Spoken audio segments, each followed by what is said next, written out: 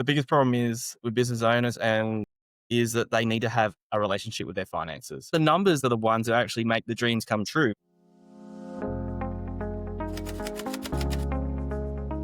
Joining me today is Nathan Rigney, founder of NGR Accounting. So when did that shift from pure compliance to systemized profitability really start to take shape for you? During COVID, really sort of seen the need for clients to have that structure around, I guess, getting more guidance as opposed to just doing sets of accounts and a compliance. So, I mean, when we talk about obviously compliance, just lodging tax returns and doing BASs. And as much as that's important, like what I saw was missing was, businesses actually being profitable, right? Actually having money. And instead of and I thought it doesn't make sense for these business owners to go from surviving from day to day, paycheck to paycheck, always chasing. And so I looked into it further and I thought there must be an answer. So on your website, you mentioned that business owners get stuck because they don't have a clear financial system that scales as they grow, right? So what Yeah. part of firms' financial structure tend to break down first? And what have you found most effective in establishing that? The first mistake I see with a lot of business owners, if we just go back a few steps before they even become business owners, is that they see what I guess they start out their career out in their chosen profession, whatever it might be, and they see, I guess, an employer do it. And they've trained very well in actually doing the actual task. So, the outcome of whatever the business does. But there's no real training around actually how to be a business owner. And then so when they go into business, the foundations aren't there. They don't know how to be a business owner. But if we just go back to simple foundations on or simple business habits, financial habits, they've learnt habits from their parents. Their parents generally might not be good at business either. Who knows? There's a whole mix of things. I've not seen one client that's been, a pattern where it's the same every time. But the pattern that I do see quite often is that the foundations of understanding how to basically control your finances and basically have a system in place to ensure that you do stay profitable and also make a good wage for yourself every day of the week isn't there. The passion of actually running the business is there, but then there's no real foundations because it's never been spoken about. Well, one thing that I think stood out on your LinkedIn is how often you talk about clarity and not just financial reporting, but clarity in decision making. What's something owner consistently misunderstand about the numbers that keep them from becoming more profitable? Okay, so the biggest problem is with business owners and is that they need to have a relationship with their finances. So if we look at the functions of any business, like marketing is always one that gets talked about, but finance is like the last one. But yet the numbers, the finance are the ones that actually make the dreams come true. If you want to drive the Porsche, well, the numbers need to get you to a point where you can afford the Porsche, as opposed to just borrowing it out there and then just never being able to afford it because, the loan repayments are too big or whatever. So let's just go back a step and say, well, what is important to actually start a business? What's important? What's the recipe of what's needed? And then, have that financial relationship. Yes, it's something that you need to look at. Yes, you can get to a point in your business where you do outsource and get a bookkeeper. And I'm all for that, right? But you still need to have that financial relationship with the business. You still need to be able to know what's going on to then make decisions that are informed. I mean, I still believe in a little bit of gut in making decisions, but also you need to then have the basic intuition of knowing what's going in the business. And that means being in the numbers. It means being in the accounting and being in there regularly so that then there's no surprises. And then when you start doing it, you can then start forecasting and start thinking about what, the predictions of what you can do in the future. 100%. Yeah, I see a lot of business owners just, afraid to look at the financial. Yeah. I mean, the reason a lot of people don't want to look at them is because the reality is it's not great. Maybe there's a history from your childhood. There's something there to not look at it, right? Because the reality is that whenever someone tells you the truth, sometimes we don't like the truth, and the truth will set you free, but it's also going to hurt you a lot.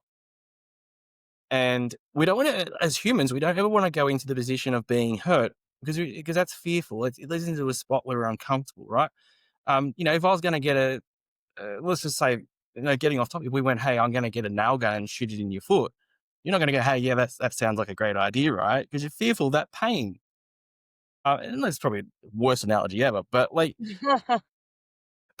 no one wants to deal with stuff that they know is going to lead them in a position of being in this feeling of feeling horrible. So, you know what I'm going to do is I'm going to ignore it all. I'm going to hope it's going to go away. But the reality is that if you don't deal with it, it's never going to go away, and things are never going to get better. So, what it comes back to, what I'm sort of big picture is, and where a lot of people go wrong in business is they think that their accountant is a business coach. They think their accountant is going to be able to give you all the answers. And that is so, I mean, look, accountants have the skill and the ability to do that. But, coaching is a whole nother subset of skills to be able to coach someone through, because really what we're talking about here is business psychology. Yeah. Exactly. Yeah, that's perfect. I think, yeah, that fear that is not just business owner. I think it's human, right? If you can see in the personal finances as well, a lot of people don't want to look at the personal finance, just living, and that's it. But when they actually look at their bills and things like, oh, this is hurt. I spend like thousand, eating out, you know. But people need to look at their numbers. That definitely. Yeah, definitely. So do you work with a lot of owner-led businesses who feel overwhelmed? So what's been the biggest surprise in helping them shift from constant firefighting to actually running with systems? Every business owner is different, and every story is different. I have clients who are very much, it's a battle to get them to see it, to change their ways. So someone who lives for tomorrow, they're not really fearful about making that change. So if I would call them, like, in simple terms, like an overspender. So an overspender will, there's no real concern about tomorrow, right? So they're going to spend, it's not until the problem becomes really huge that they deal with it. But then the opposite of someone who's kind of like more of a hoarder, where they're fearful of, if they don't have enough cash in the bank, they're not in a safe place. Those ones are those type of people are actually easier to work with, because they've already feeling the pain and they already know there's a sense of urgency to actually act now. But whereas an overspender, someone who's not fearful about what's going to happen tomorrow, it's not until we get to that, probably that point where you're just before maybe having to call a liquidator in to clean things up, that then they go, I'm going to take some sort of action. And then even sometimes then I've seen scenarios where clients have gone through the small business restructure program, or they've gone through a liquidation, they've restarted back up, but then they go back to their old habits.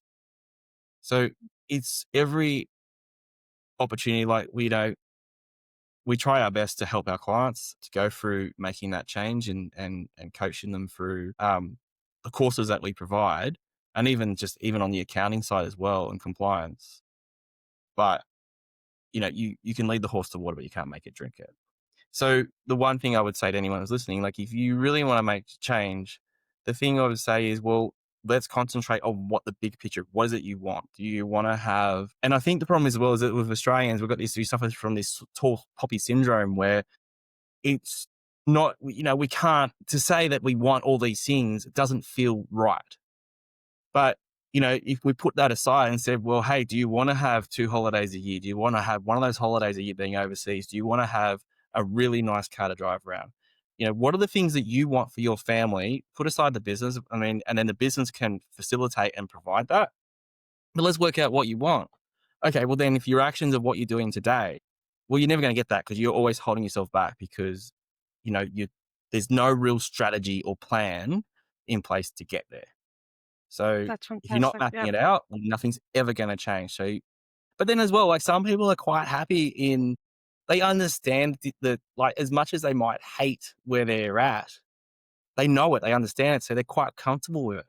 So to make change, I'd rather just continue living in this space of, agony and pain, and do nothing.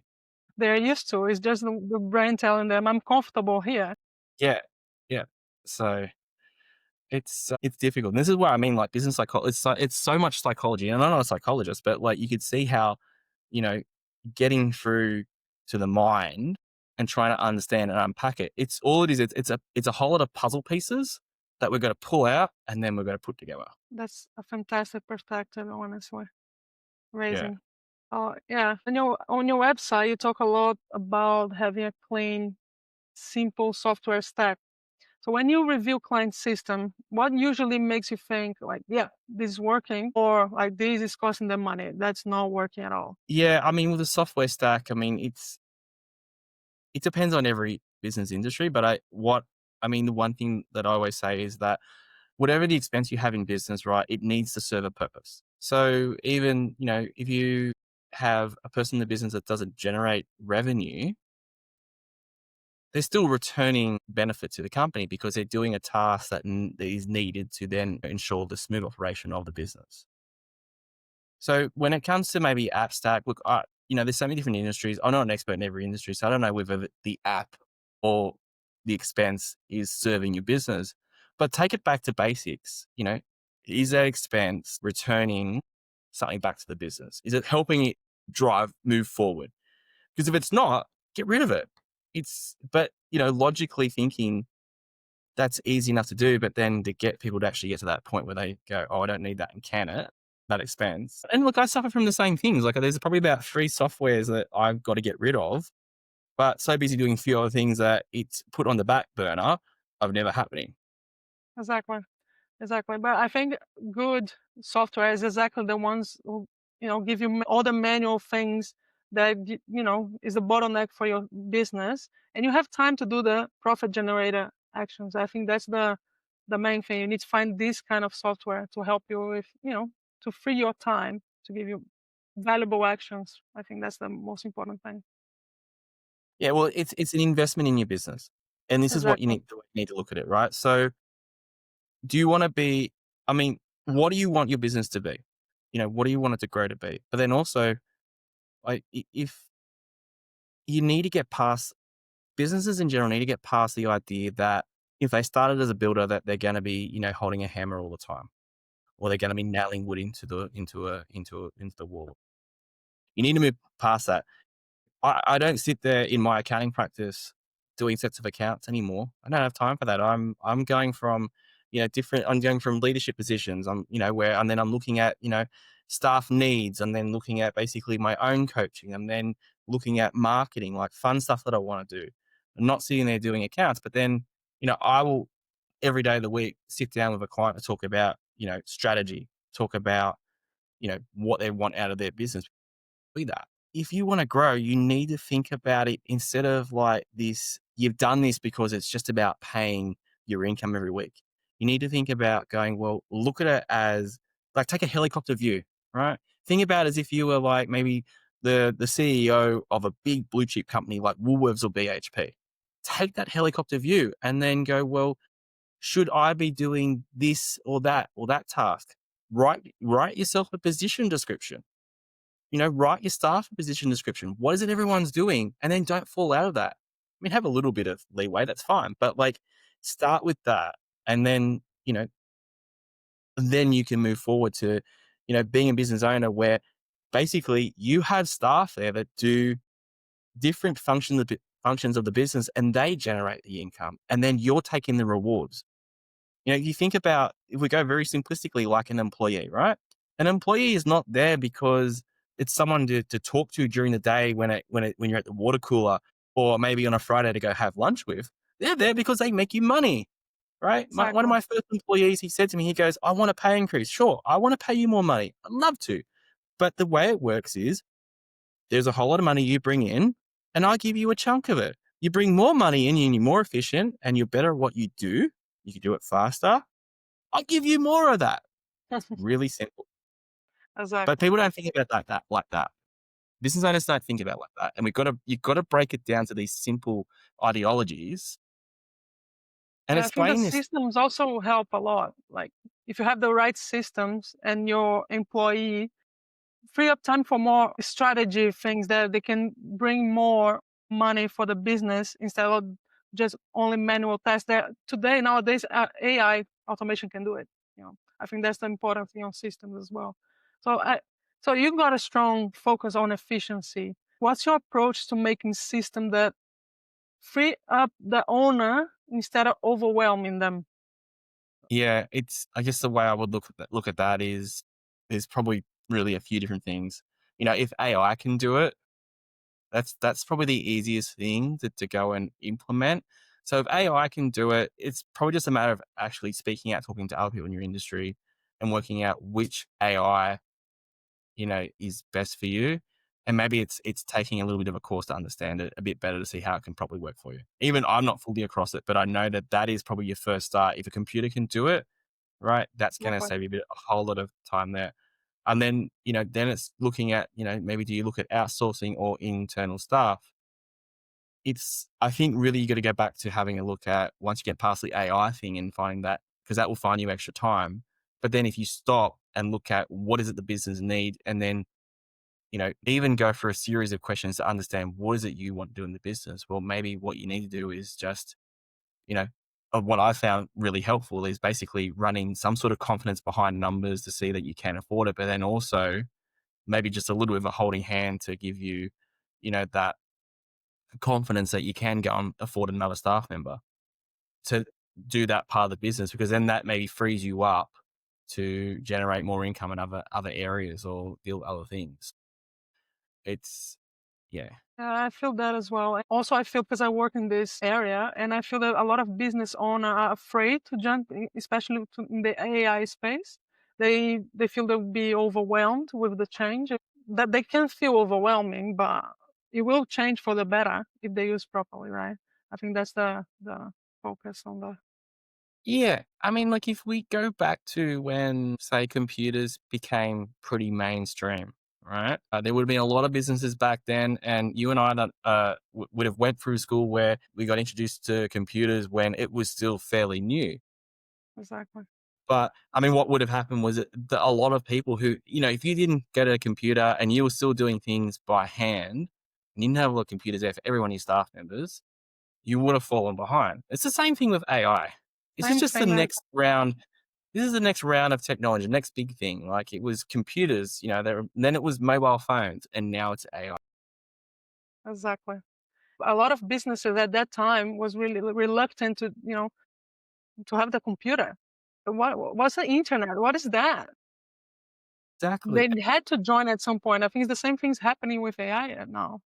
That's Well, people fantastic. even, say they would have thrown out back with computers. Oh, these computers are going to replace jobs. They're going to replace people. People are saying the same thing with AI. It's going to replace people. But the thing is, AI, it can't replicate that human connection between people. So even as an example, a client of mine put together a shareholders agreement, having no legal background, and said, "What do you think?" And I said, it was 2 pages, and I said, it's not worth the paper it's printed on, because there was so many things that were missing. But if you had at least a legal background, but then even a little bit of an understanding about a shareholders agreement, right, and how that is the legal structure behind that, you probably got a great chance of putting something together. But still, you still want that human who knows and understands that, I guess, Sure. building a shareholders agreement to then go, yeah, it's right. Percent. We won't replace anybody, but we replace who doesn't, learn AI and work with it. I think that's what's happening. Looking ahead, like let's say 12 to 24 months, what numbers do you pay the close attention to when deciding if it's a client is actually progressing? What does progress mean to the business client? If we're talking about like profit, okay, well, let's just go, well, what is the number of you? Where do you want to get to? Like, if you're currently earning $300,000 today, in a year's time, is $600,000 the goal you want to get to? It depends what the goal is that you want to get to. The ultimate thing is really getting to a point at least where you are paying yourself a market salary, right? A market salary or above market salary if you had a job. So if you're running a business and you could earn $150,000 a year, the first goal should be, if you're not there, is to at least get to that point, right? And then the next point is to get to that point where you're having above market rate. And then also along that same path, starting to have like profit in your business as well. Now, that is simplistically, I think, everyone, like, that's what every business should really be aiming towards achieving. Having profit from day one in your business. And what I mean by profit, like, even just a little bit of profit, right? But then aiming to get that profit up more, and then having like a wage that is market rate. Now, here's the reality: is if you don't have a salary that is market rate, as in, what you could get if you're working for someone else. God only knows why you'd be sitting there taking the risk running a business to get a wage that is less than you would get as an employee. Because when you run a business, there's a whole lot of risk associated with it, right? The dream of running your own business, and then possibly it all goes wrong and you liquidate, the company, and you possibly lose your house. Who knows what could happen, right? But the Exactly. reward needs to be there. The problem is that we've got to get over this idea of, like, we pull this out of the company and this and that. It's our own personal slush fund of personal funds. We've got to have some sort of foundation to actually treat the business, like you want to sell it some point down the road. You know what? It's about keeping, company directors responsible for running the business right. It means that you need to pay out yourself a regular wage. If you're not paying yourself a regular wage, you are going to be held back in so many ways in life, from, getting finance for a house, or, you know, even proving that your business is worth selling or worth having there. So, there's a lot of ideology around that we have as Australians, that we want to, basically not pay our taxes and cheat our way through. Got to get past that idea and get to the point where it's like, no, we're doing everything right, running everything like a business should be. And then once you get to that point, like, you'll see that the rewards start coming through. You start actually making more money. You have something like, if you were to, like, if I was to die tomorrow, I want to be able to know that I can sell my business for what it's worth, not a fire sale. Yeah. It's about thinking about the bigger picture and not the smaller picture. Amazing. Amazing side, yeah. So for firms who want to evolve from, we do bookkeeping and BAS into something that feels like a real profit partner, what's the first internal shift they need to make? The first internal shift is just about, a small change, the smallest change. And I call it setting the lowest bar. So it's so important to basically just start small. If if I use the analogy that if you'd never run in your whole life, right? And I'm a marathon runner, right?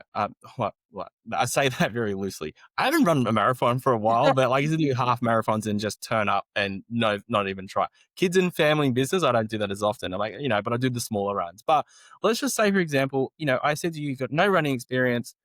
In 12 weeks' time, you're going to be doing a marathon. Now, there is a lot of training that you need to do to get to that point, which means you're going to have to go full into, like, doing, next week 5 kilometers. And then you're going to be, in that short time, have to get up to 42 kilometers in 12 weeks. Now, what's going to happen in all reality is that you are so going to fall over and go, this is too hard. You do your first run, 5 kilometers, you are going to hurt. And then you're going to go back out the next day and do it like another 5 kilometers, do some hard sprints. But if we said that, hey, look, you know what? In 24 months, we want to do a marathon, 42 kilometers.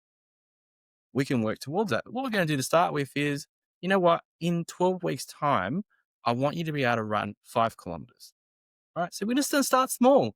And that could be something as simple as just walking, or maybe just, once a week running like a couple of kilometers. Right. And you can build it up. And this is what I mean by setting the lowest bar. So if I was to put that into a business sense, it's about, starting small with a new habit that's small, that's insignificant, that's not going to hurt you. So if we said, for example, hey, let's set up this ideology of you actually having a profit mindset, you thinking about everything you do is profit. So what all I want you to do is go and set up a bank account with your local bank, whoever you bank with, and every time you get a deposit in your bank, maybe even the end of the week, just to add them all up and just put 1% of that into your bank account separate for that. And then you've got profit, right? You just start that habit. And then maybe what you might do as well, you might do the same thing for GST. Like, maybe a little bit later on, we start putting your GST and PAYG withholding aside. It's just there because you're getting used to it, right? Very slowly. But if I was to say to you, hey, we've got a full on plan, I'm going to tell you to go put your money here, put your money there, and then you can't do this, you can't do that. Oh, now you got to wipe out a whole lot of expenses, and now you got to charge more as well, because you're undercharging. You have to, like, I'm going to tell your clients that you're undercharging. This is too much. And It's overwhelmed. confusing. I'm Yeah. overwhelmed. Yeah. So you know what I'm going to do? I'm going to get back to what I know. Nothing. I'm going to get what I'm very good at is providing myself a lifestyle of hating my business, and I know that it's comfortable, it's easy. I can complain to all my friends down at the pub. I can complain to my wife and claim poor me. And that's okay. I know that, I understand it. But if you start small and work towards it, and then you gradually build and you strengthen. Exactly. Oh, amazing, Nathan. So before we wrap up, for our listeners who want to connect with you and learn more about NGR accounting, what is the best way for them to reach out or find you online? Best way, there's a few different ways. Look, direct to our website at ngraccounting.com.au. Otherwise, I am on Instagram and I'm on the Facebook as well. And apparently, I am on TikTok, although I don't go on there. But look, this content does get on there and gets posted. I'm not as active on there, sorry, I should say. But yeah, I love the Instagram. I love, throwing a few reels out there, a few funny reels and also some educational ones as well. But look, I would say, look, reach out to our website, the contact us page, and from there. Well, the links will be down below. And Nathan, thanks so much for sharing your insights. That this was incredibly valuable, and I really appreciate your time and openness to be here today. No, thank you, Bianca. And any other time you want me to come back and talk about any particular topic, maybe whatever your members are out there listening and they want to know a particular topic about something, happy to do it. And you know what? I just keep my talk real, no bullshit. Just say it as it is. And that's me. Fantastic.